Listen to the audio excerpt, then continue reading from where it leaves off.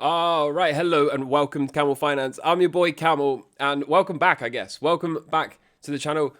I'm still not really feeling like doing much work at the moment. I don't take many days off a year, but around Christmas time, I like to just kind of relax, to be honest with you. So today, I'm not really going to focus too hard on attacking the new year just yet. We'll save all that full energy, full offensive attack mode for the new year. During this lull period between now and next year, I think we're just going to kind of chill and take a look at some interesting charts, point at a few things, but understand today, this is not the normal apex predator camel that you're used to dealing with. This is the docile, still full of Christmas beef camel. As always, though, this camel remains a contrarian. Next year, a lot of people are going to be talking about how 2024 is the year of the dragon, but I continue to maintain a contrarian stance and let you know ahead of time that the herd is wrong and 2024 is in fact the year of the camel. So make that known now. 2024 is indeed the year of the camel. I have to take a quick pause here and let you know that I have finally made it. Okay, thanks to your support, I have finally made it in this game as I now have people impersonating me on Twitter. So a significant milestone for me. I don't think I need to say this if you're familiar with my work. I'm obviously never going to message you and ask you for crypto or money in any way, shape or form. Of course, I'm sure you're well aware of that. So do be careful, but in a way, I don't think anyone's fallen for this, to be completely honest with you.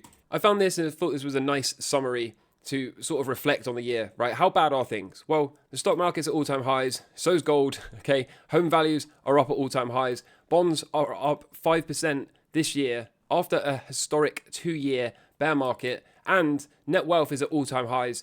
Debt relative to income is nowhere near historic highs. So things appear to be better than most actually think at the moment. And as if we need another reason to expect higher prices in 2024, the S&P 500 is currently up 8 weeks in a row. So 1 year after previous 8-week win streaks saw stocks higher 16 out of 18 times. And 1 year ago, we noted many reasons why we should be expecting a good 2023, and we still see more positives than negatives. So pause your screen, take a good look at this. It tells us to keep an open mind about seeing a positive year next year as well. For those of you familiar with my work, we are now seeing inflation start to drop significantly again. So this has been an expectation, remember, that we will swing from highly inflationary to deflation, not just this disinflationary period. A lot of people are calling for stagflation or more inflation, a reversal and an uptick and a spike in inflation next year. A lot of people keep messaging me and saying, yeah, well, it's an election year.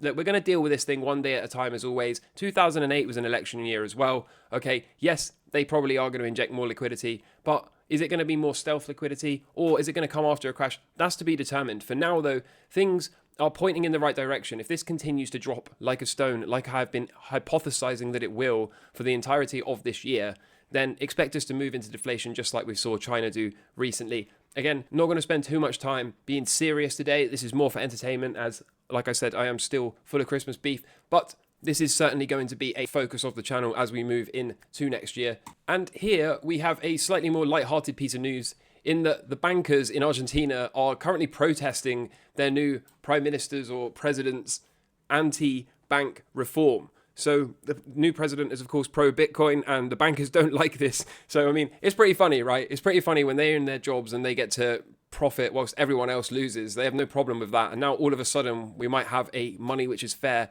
and free for anyone and inclusive to everyone. And they're not very happy about losing their jobs. I mean, I wouldn't want to be a banker, but it is also quite hard to feel sorry for these guys. Bitcoin continues to do Bitcoin things, okay? And here we go, a new record, 520 exahashes per second for the Bitcoin network. Bitcoin remains the only secure database on the planet, okay? The only thing you can't hack on the planet. And it currently has an implied hash adjusted price over 400K. So take that as you will. Of course, as we approach the next year, we also are approaching the potential approval for the spot Bitcoin ETFs. We're seeing the news start to ring the bells, aren't they? Start to try to corral the normies into coming and providing exit liquidity for the big boys. And the spot Bitcoin ETF could quickly reach your 401k retirement plan. So, of course, a lot of people have money in retirement plans, 401ks, SIPs, and that sort of thing. If you are a Bitcoiner, you are likely going to allocate some money to the spot Bitcoin ETF inside your pension so you can have even more exposure. It kind of just feels like a natural progression in the space. Whilst we're talking about the Bitcoin ETF approval, we are potentially around 14 days away from it. But when I saw this January 10th here, I thought, That'll make for some interesting content. So take a look at this, okay? Some of you might know what I'm about to do already. If I mark the current daily cycle low, which is denoted by this green, and the weekly cycle low in the blue, right? If I grab that and measure out to the 10th of January, what you will notice is on the 10th of January, that is day 30. What do we expect to happen on day 30? Show me the charts and I will tell you the news. The charts say we get a flush out of sentiment, a shakeout on the 30th day of this 60-day cycle into what we know and what we call a half cycle low. That half cycle low, of course, functions and exists solely to shake sentiment out midway through the daily cycle before resumption of the primary uptrend. And as if by magic, this half cycle low shakeout just so happens to be set and scheduled for the same day that the Bitcoin ETF approval is supposedly going to be announced. Does this imply that the approval is going to be rejected and we're going to get a shakeout before we resume higher? Or does it apply that this is going to be approved and it's going to be a brief sell the news shakeout? I don't know, right? I don't care about the news. As you know, I care about the charts, but the charts say we perhaps do something like this, breakout, quick, sharp shakeout into that day 30 low right around the 10th of January, and then we likely resume to the upside to complete this 60-day cycle. So I hope you found that as interesting as I did. Pretty funny how often we do that, right? If you've been on this channel for some length of time, if you've been here through a bunch of cycles, cast your mind back. How many times have we been able to do this, right? How many times have we been able to look at half cycle lows or cycle lows and then point at news events and go, is that a coincidence? I do not believe they are coincidences. Anyway, take a look at this. Speaking of wild charts, okay? We are still holding this parabola right now. We are still allegedly on our way up to the fourth base, which would put us right around all-time highs. Now, of course, this parabola can fail, right? We can base out of here sideways, or we could even do something like this and move down. Anything and everything is on the table. But objectively speaking, if we continue to push higher, then we do have to entertain the fact that the parabola is still in play, and thus we are susceptible to an early top and then a big pullback. Now, that could be the absolute top, or of course we could pull back and then do some more basing and then resume and end up forming a right translated cycle. These ones are notoriously difficult to deal with if they top early. But either way, we'll be able to take it one day at a time as always. For now though, I like what I'm seeing. I like what I'm seeing because the read is quite clear. Okay, this is not subjective TA at this point. This is not up for debate. Just like when we were in here, I said it was malpractice to be bearish above 25k, and then we came rocketing out of here, and right now we're in that exact same environment, right? It's right now malpractice to be bearish until we violate this parabola. All the while we continue to hold above this. Then the thing is bullish, the read is easy, and it's not up for debate.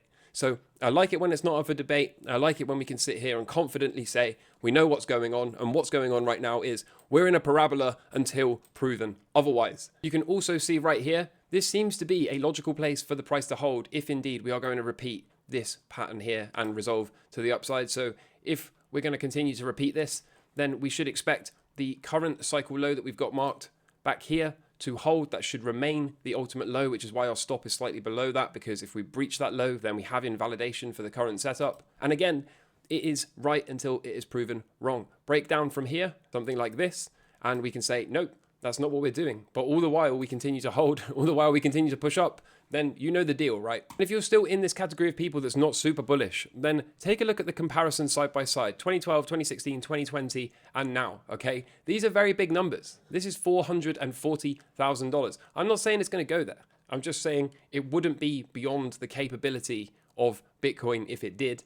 I also, whilst we're keeping today's episode kind of lighthearted, found this from your man, the master trader himself, who, by the way, is charging over $1,000 per year to his members for the privilege of getting trade signals like this. He shorted Sol at 30, at 32, at 36, at 41, at 48, and then at $58, noting that this was the final add to the short, bringing the average to $48. He then shorted even more at 87, okay? So unless you have infinite liquidity, unless you also work for a market maker, remember one of my favorite trading adages, which is that losers add to losers. Take your stop, walk away with your chin held high, knowing you manage the risk like a pro. And one final semi-triggering tweet, I assume, from Credible Crypto right here. Take a look at this, okay? The longest bear market we've ever seen starting in 2025, no way. Don't you know the ETFs are about to be accepted? There's no way we go down after the ETFs are approved, right? Well, Not so fast if that is your current opinion or stance. The quote below is from a special Wells Fargo report on crypto, comparing the adoption levels to that of the internet during the pre and post .com bust eras. It was shared from 2022 and has since been pulled. But he had this quote saved from it from months ago. After a slow start in the early 90s, internet usage surged from 77 million in 1996 to 412 million by 2000. By 2010, worldwide internet use had grown to 1.89 billion, and today it sits at 4.9 billion. So the internet adoption in 2000, prior to the .com bust, was 412 million. And the crypto adoption as of 2023 is currently 425 million. So history doesn't repeat, but it does often rhyme. The .com bust in 2000 sent tech stocks down 90+% in the largest crash in internet stock history since its inception. Stocks like Amazon would fall from a high of $5.60 all the way down to 29 cents and would take a full 9 years to recover those highs in 2010. By that point, worldwide internet usage had 5x'd, and we had finally begun the next multi-decade secular bull market. So, can a massive secular bear market occur for crypto starting next year, despite all this growth and adoption that we're seeing? Absolutely it can.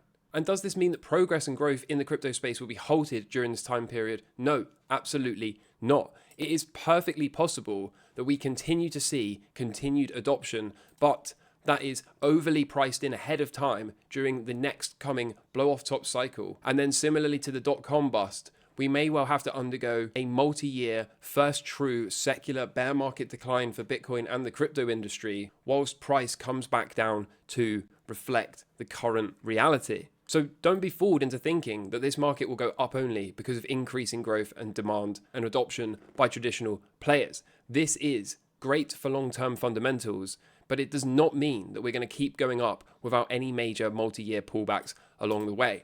So remember that tweet from Bob Lucas where he was talking about perhaps seeing 8 or even 12 years between all-time highs, assuming we have a very wide, high participation blow-off top for the Bitcoin and crypto markets? I now am starting to wonder if it's not only cycles that makes him come to this conclusion, but if it is a mirror, a rhyme with the .com bust. Is this possibly something that is coming in the not too distant future? Are we going to see Bitcoin and crypto reach heights that are frankly preposterous? Are we going to see a decade's worth of gains put in inside of a year, and then, or even 2 or 3 years? And then, of course, once we put in a decade's worth of gains in a short period of time, we of course have to restore balance. We have to revert to the mean. And that, of course, would manifest as multi-year secular bear market with many years between new highs. Of course, there'll be many opportunities along the way, right? Nothing moves in a straight line, whether it's up or down. There will be plenty of longs on the way down. There will be plenty of short opportunities on the way down. There may well be multi-year uptrends